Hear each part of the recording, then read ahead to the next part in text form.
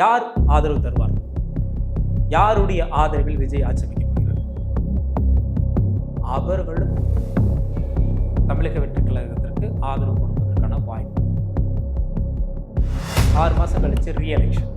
விஜய் 100 இடங்களையும் பிடித்து நாங்க யாருமே விஜய்க்கு ஆதரவு தர மாட்டோம். விஜயோட கனவை நீங்க விஜய்க்கு சப்போர்ட் பண்ணிடாதீங்க, அதுக்காக பேர் பேசுவாங்க.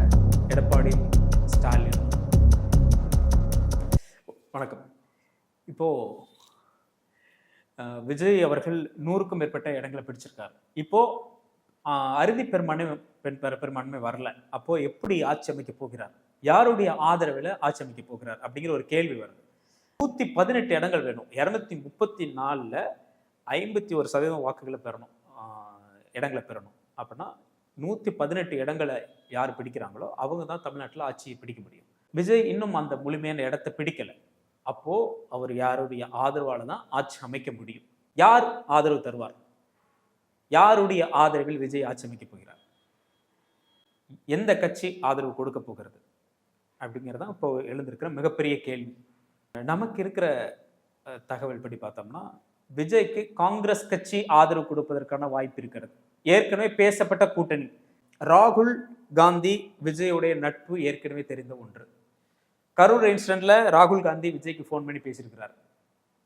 திமுக கூட்டணியில் இருக்கின்ற காங்கிரஸ் சில இடங்களை வெல்லும் பொழுது, அப்போ விஜய்க்கு 118 பெரும்பான்மை கிடைக்காத பொழுது காங்கிரஸ் கட்சி அந்த ஆதரவை கொடுப்பதற்கான வாய்ப்பு அதிகமாக இருக்கிறது. காங்கிரஸுடைய ஆதரவுடன் விஜய் ஆட்சி அமைப்பதற்கான வாய்ப்பு அதிகம் இருக்கிறது. சிபிஐ, சிபிஎம், கம்யூனிஸ்ட் கட்சிகள், திமுக கூட்டணியில் இருக்கின்ற கம்யூனிஸ்ட் கட்சிகள் விஜய்க்கு ஆதரவு தருவதற்கான வாய்ப்புகள் இருக்கிறது. ஏற்கனவே திமுக கூட்டணியில் இருந்து கொண்டே அவர்கள் திமுகவை விமர்சித்திருக்கிறார்கள். எங்களுக்கு நாங்கள் எதிர்பார்த்த சீட்டு கிடைக்கவில்லை என்று எதிர்த்திருக்கிறார்கள். கம்யூனிஸ்ட் கட்சிகள் தாவேகாவிற்கு ஆதரவு தருவதற்கான வாய்ப்பு இருக்கிறது. விடுதலை சிறுத்தைகள் கட்சி வேறு வழி இல்லாமல் தாவேகாவிற்கு ஆதரவு தருவதற்கான வாய்ப்பு இருக்கிறது. யாரோ ஒருத்தர் ஆட்சி அமைச்சுதான் ஆகணும். அந்த தார்மீக அடிப்படையில் இந்த திமுக கூட்டணியில் இருப்பவர்கள் இந்த ஆதரவை கொடுப்பதற்கு வாய்ப்பு இருக்கிறது. அதே போல அதிமுக கூட்டணியில் இருக்கின்ற பாமக, அன்புமணி ராமதாஸ் அவரது கட்சியை சேர்ந்தவர்கள் சில இடங்களை வெல்லும் பொழுது அவர்களும் தமிழக வெற்றி கழகத்திற்கு ஆதரவு கொடுப்பதற்கான வாய்ப்பு இருக்கிறது. இந்த மாதிரியான ஒரு சுச்சுவேஷன் இருக்கு. அப்போ இவர்களுடைய ஆதரவோட தமிழக வெற்றி கழகம் ஆட்சி அமைப்பதற்கான வாய்ப்பு இருக்கிறது. ஒருவேளை திமுக கூட்டணியும் அப்படியே ஸ்ட்ராங்கா அப்படியே நின்றுச்சு, அதிமுக கூட்டணியும் அப்படியே ஸ்ட்ராங்கா நின்றுச்சு, நாங்க யாருமே விஜய்க்கு ஆதரவு தரமாட்டோம் அப்படின்னா என்ன ஆகும்? சோழி முடிஞ்சு. பெரும்பான்மை இல்லாத இந்த சட்டசபை தேர்தல் செல்லாமல் போய்விடும். குடியரசுத் தலைவர் ஆட்சி அமல்படுத்தப்படும். ஆளுநரின் பரிந்துரை அடிப்படையில் குடியரசுத் தலைவரின் ஆட்சி அமல்படுத்தப்படும். 6 மாத காலத்திற்கு தேர்தல் நடத்தப்படாமல் குடியரசுத் தலைவர், கவர்னர் நேரடி கட்டுப்பாட்டில் இந்த தமிழ்நாடு இருக்கும். இப்போது தொங்கு சட்டசபை நிலைமை தான் இருக்கு. இப்போ 6 மாதத்துக்கு இதுதான் நிலைமை. ஒருவேளை தமிழக வெற்றி கழகத்திற்கு பெரும்பான்மை கிடைக்கவில்லை, வேறு கட்சிகள் ஆதரவு தரவில்லை என்றால் தொங்கு சட்டசபையாக மாறிவிடும். 6 மாதம் எதற்காக என்றால் தமிழக வெற்றி கழகம் வேறு கட்சியோடைய ஆதரவை பெற்றுக்கொண்டு வருவார்கள் அப்படிங்கிறதுக்காக அவங்களுக்கு கொடுக்குற டைம். அந்த டைமை ஃபில்ஃபில் பண்ணலைன்னா 6 மாதம் கழிச்சு ரீஎலெக்ஷன். அந்த தேர்தலில் யார் வெற்றி பெறுகிறார்களோ அவர்கள் தான், அதிக பெரும்பான்மை பெற்று யார் வெற்றி பெறுகிறார்களோ அவர்கள் தான் ஆட்சி அமைக்க முடியும். 100க்கும் மேற்பட்ட இடங்களை விஜய் பிடித்திருப்பதால் விஜய் காங்கிரஸ், பாமக, இந்திய கம்யூனிஸ்ட், மார்க்சிஸ்ட் கம்யூனிஸ்ட் போன்ற கட்சிகளுடைய ஆதரவுடன் ஆட்சி அமைப்பதற்கான வாய்ப்பு 100% இருக்கிறது. அப்படி யாரும் ஆதரவு தரவில்லை என்றால் ஆளுநர், குடியரசுத் தலைவர் ஆட்சிக்கு இது சென்றுவிடும். டெல்லியில் இப்படிதான் நடந்தது. ஆம் ஆத்மி கட்சி 2013 முதல் முறையாக தேர்தலை சந்திச்ச போது அறுதி பெரும்பான்மை கிடைக்கல. ஆம் ஆத்மிக்கு 28 சீட்டு தான் கிடைச்சது. பாஜக, என் நினைவு சரியா இருந்தா பாஜகவுக்கு 33 சீட்டு, காங்கிரஸ் 7 சீட்டு. அப்போ ஆளும் காங்கிரஸுக்கு எதிராக போட்டியிட்ட ஆம் ஆத்மி அதே காங்கிரஸ் கட்சியுடைய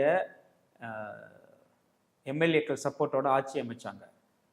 49 நாட்களில் அந்த ஆட்சி வாபஸ் வாங்க பெற்றது. ஜன்லோக்பால் மசோதாவை நிறைவேற்ற முடியல, காங்கிரஸ் அதுக்கு ஒத்துழைக்க மாட்டேங்குது அப்படின்னு கெஜ்ரிவால் தனது பதவியை ராஜினாமா செய்தார், தனது அமைச்சரவையை ராஜினாமா செய்தார். ஏன்னா பெரும்பான்மை இல்லை, காங்கிரஸ் அதை வாபஸ் பெற்றுக்கிட்டது அவங்களோட ஆதரவை. அப்போது அங்கே ஜனாதிபதி ஆட்சி வந்தது. கிட்டத்தட்ட 1.5 வருஷம் கழிச்சு 2015 மீண்டும் தேர்தல் நடத்தப்பட்டது. அந்த தேர்தலில் போட்டியிட்ட ஆம் ஆத்மி கிட்டத்தட்ட 67 இடங்களை பிடித்து அறுதி பெரும்பான்மையுடன் ஆட்சி அமைத்தது. இப்படியான வரலாறு இந்தியாவில் நடந்தது. அந்த நிலைமை தான் இருக்கு தமிழக வெற்றி கழகத்திற்கு. ஆதரவு சீட்டுக்கள், ஆதரவு எம்எல்ஏக்கள் பெறுவதற்கான சூழல் இங்கே இருக்குது. அப்படி அமையலைன்னா தொங்கு சட்டசபை, குடியரசுத் தலைவர் ஆட்சி தான். விஜய் 100 இடங்களையும் பிடித்து ஆட்சி அமைக்க முடியாமல் போகக்கூடிய சூழல் ஏற்பட்டு விடலாம். இப்போதான் விஜயோட ஆட்டமே இருக்கு. இது வரைக்கும் ஆடினது ஆட்டமே இல்லை, இனிமே ஆட போறதுதான் ஆட்டமே. விஜய், ஆதவ் அர்ஜுனா, குஷி ஆனந்த், நிர்மல்குமார் இவங்கெல்லாம் விஜயோட படை இனிமேல் என்ன செய்ய போகுதுங்கிறதான் மிகப்பெரிய விஷயம். அவங்களோட தந்திரம் எந்த அளவுக்கு வேலை செய்ய போகுது. தேர்தல் வகுப்பாளர் ஜான் ஆரோக்கியசாமி என்ன பண்ண போறாரு, யாருடைய ஆதரவை பெற போறாங்க, எப்படி இந்த ஆட்சியை தக்க வச்சுக்க போறாங்க அப்படிங்கிறதான் இருக்கிறது. இந்த படத்துல இருக்கிற ட்விஸ்டே அதான், யாரோட ஆதரவை பெற போறாங்கன்னு. ஏன்னா எப்படியும் டிஎம்கே கடும் கோபத்தில் இருக்கும், கூட்டணி கட்சிகளை விடாது. நீங்கள் தாவேக்காக்கு ஆதரவு கொடுக்காதீங்க, லெட்ஸ் ஃபேஸ் த எலெக்ஷனுங்கிற மாதிரி இருப்பாங்க. ஏடிஎம்கே சொல்லவே தேவையில்லை, ஆதரவு தர மாட்டாங்க, வாய்ப்பே இல்லை. அப்புறம் ரெண்டு பிரதான கட்சிகளும் ரொம்ப ஸ்ட்ராங்காக வந்துடக்கூடாதுன்னு முடிவு பண்ணிட்டா, விஜய் முதலமைச்சராக வரக்கூடாதுன்னு முடிவு பண்ணிட்டா, இது ரீஎலெக்ஷனுக்கு போகிறக்கு வாய்ப்பு இருக்குது 6 மாதத்தில். ரொம்ப முக்கியமான விஷயம் இது. அதிமுக திமுக கூட்டணி 2 கட்சிகள் ஒன்று சேர்ந்துச்சுன்னா அவங்களுக்கு அறுதி பெரும்பான்மை வந்துடும். பட் அப்படி ஆட்சி அமைப்பதற்கான வாய்ப்பு தமிழ்நாட்டில் இல்லை. அவங்க 68 சீட்டு, இவங்க 61 சீட்டு, கூட்டி பார்த்தா 129 திமுகவும் அதிமுக கூட்டணியும் 129 அறுதி பெரும்பான்மை அவங்களுக்கு தான். 100 இடங்களை பிடித்த விஜய்க்கு பிம்பிளிக்கா பிலாப்பின்னு ஆகிடும். ரொம்ப மோசமான சுச்சுவேஷனை ஃபேஸ் பண்ணுற மாதிரி ஆகிடும். இஃப் எடப்பாடியும் ஸ்டாலினும் நினைத்தால் விஜயோட கனவை இதை எப்படி டீல் பண்ண போகிறாங்கிறதான் மாஸ்டர் ஸ்ட்ரோக்கு. இப்போ வரைக்கும் ஆடினது ஆட்டம் இல்லை, 6 பாலுக்கு 6 6 அடிக்கணும். அதான் விஜய் முன்னாடி இருக்கிற மிகப்பெரிய விஷயம், சேலஞ்ச், ரொம்ப பெரிய சேலஞ்ச். அரசியல் அனுபவம் குறைவாக இருக்கிற கூட்டம் என்ன செய்ய போகிறாங்க, இதை எப்படி டேக்கிள் பண்ண போகிறாங்க.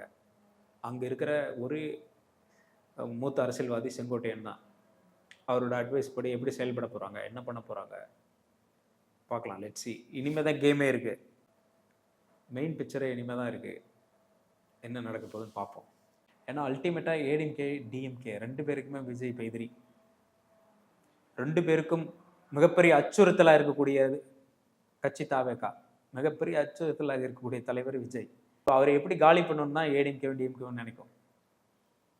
அதுக்காக இப்போ வரைக்கும் செலவு பண்ணாங்களே, அதை விட மோசமான பணத்தை இனிமேல் செலவு பண்ணுவாங்க. கூட்டணி கட்சிகளை யாரும் விஜய்க்கு சப்போர்ட் பண்ணிடாதீங்கன்னு அதுக்காக பணத்தை செலவு பண்ணுவாங்க. அதுக்கான பேரம் நடக்கும். திமுக தங்க கூட்டணியில் இருக்கிற கட்சிகளை ஸ்ட்ராங்காக நீங்கள் விஜய்க்கு சப்போர்ட் பண்ணிடாதீங்கன்னு அதுக்காக பேரம் பேசுவாங்க. அதிமுக பேரம் பேசும். டிஎம்கே டிஎம்கே 2 பேருமே தங்கள் கூட்டணி கட்சிகளுக்கு பணத்தை கொடுத்து நீங்கள் தாவேகாவுக்கு ஆதரவை கொடுக்க வேண்டாங்கன்னு சொல்கிற இடத்துக்கு போகலாம்.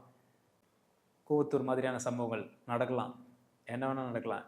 நிறைய ட்விஸ்ட், எமோஷன்ஸ் நிறைந்த படமாக இருக்க போகுது. அடுத்த சில நாட்கள் நமக்கு நிறைய ட்ரீட்டு தான். தமிழ்நாடு எலெக்ஷனில் ஒரு மிகப்பெரிய லைவ் ட்ரீட்டு எல்லாருக்கும் இருக்க போகுது. என்ன நடக்குதுன்னு பார்ப்போம். Let's see. இந்த விஜயோட இந்த வெற்றி உண்மையான வெற்றியாக மாறுதா, முழுமையான வெற்றியாக மாறுதா, இல்லை பின்னாடி சந்திக்க போகிறாங்களா அப்படிங்கிறத பொறுத்து வந்து பார்ப்போம். நன்றி.